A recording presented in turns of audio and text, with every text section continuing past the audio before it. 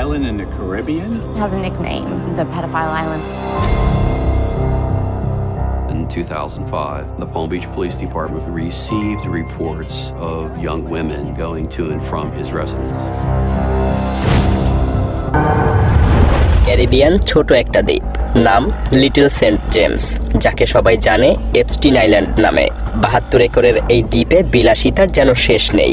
বিশ্বের বহু প্রেসিডেন্ট যেমন ডোনাল্ড ট্রাম্প থেকে শুরু করে ইলন মাস্কের মতো বিলিয়নাররা এই দ্বীপে অবাধে যাতায়াত করতেন, কিন্তু সেই চাকচিক্যের আড়ালে লুকিয়েছিল এক ভয়ঙ্কর সত্য। পার্টি আর হলিডের আড়ালে এই দ্বীপে ছোট ছোট বাচ্চা মেয়েদেরকে নিয়ে চলত নারকীয় সব অপকর্ম আর শয়তান পূজা। ছোট ছোট শিশুদেরকে ধর্ষণ করে তাদেরকে মাংস রান্না করে খাওয়া থেকে শুরু করে শয়তানের নামে উৎসর্গ করা পর্যন্ত কোনো বিকৃত কাজই বাদ যায়নি। তদন্তে নেমে পুলিশ এবং এফবিআই একের পর এক এমন সব ভয়াবহ প্রমাণ উদ্ধার করতে শুরু করে যা দেখলে যে কারোর রক্ত হিম হয়ে যাবে। এসব প্রমাণের মধ্যে ছিল পৃথিবীর প্রভাবশালী ব্যক্তিদের নামের তালিকা, তাদের আপত্তিকর কিছু ছবি এবং এপস্টিন দ্বীপে যাতায়াতের ব্যক্তিগত ফ্লাইটের রেকর্ড। এই সমস্ত প্রমাণ আদালতে পেশ করা হয় এবং এগুলোই পরে এপস্টিন ফাইলস নামে কুখ্যাত হয়। তদন্তে আরো বেরিয়ে আসে এপস্টিন একজন দুজন নয়, বরং অসংখ্য বাচ্চাকে বিলিয়নারদের লালসার শিকার বানিয়েছে। এক সময়ের সাধারণ গণিতের শিক্ষক, হ্যাঁ শিক্ষক, তিনি অল্প সময়েই রূপ নিলেন এক রহস্যময় ধনকুবেরে। স্কুলের চাকরি ছেড়ে পা রাখলেন ওয়াল স্ট্রিটের জগতে। ধনী ব্যবসায়ীদের আস্থা অর্জন করে তাদের বিপুল পরিমাণ সম্পদের দায়িত্ব নিলেন এপস্টিন এবং মোটা কমিশন আর ওই প্রভাবশালী মহলের পরিচিতির জোরে নিউ ইয়র্ক থেকে ফ্লোরিডা দেশ জুড়ে একের পর এক বিলাসবহুল অট্টালিকা গড়ে উঠতে লাগলো তার নামে। কিন্তু এই ঝকঝকে সাম্রাজ্যের আড়ালেই লুকিয়েছিল এক ভয়ঙ্কর সত্য।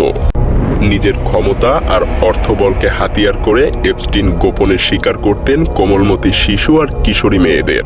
দুনিয়ার চোখে জেফ্রি এপস্টিন ছিলেন বিলিয়নিয়ার উদ্যোক্তা, কিন্তু বাস্তবে তিনি ছিলেন নৃশংস এক অপরাধী।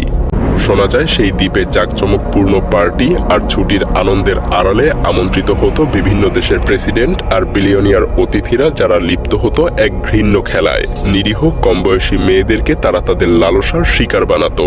এপস্টিনের জগতে শুধু ঐশ্বর্য আর ভোগবিলাসিতাই ছিল না, সেখানে উপস্থিত ছিল বিশ্ব রাজনীতি অঙ্গনের বহু ক্ষমতাধর মুখ। সাবেক মার্কিন প্রেসিডেন্ট বিল ক্লিন্টন বহুবার সফর করেছেন এপস্টিনের সেই প্রাইভেট জেটে। 90-এর দশকে ডোনাল্ড ট্রাম্পও এপস্টিনের ঘনিষ্ঠ মহলে ছিলেন। এমনকি ব্রিটিশ রাজপুত্র প্রিন্স অ্যান্ড্রু, যিনি কিনা বাচ্চা মেয়েদেরকে ধর্ষণ করত। বিল গেটস থেকে হলিউডের নামি দামি তারকা অনেকেই ছিলেন এপস্টিনের এই পাপের রাজ্যের অংশ।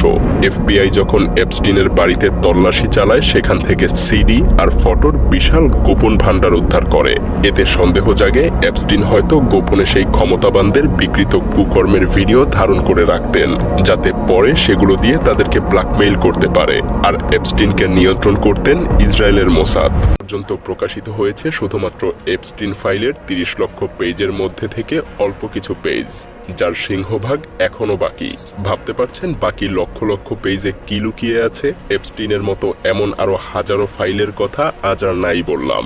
ভাবতেই গা শিউরে ওঠে যে পৃথিবী আসলে কারা নিয়ন্ত্রণ করছে, মানুষ নাকি শয়তান পূজারী, নাকি খোদ শয়তান নিজেই?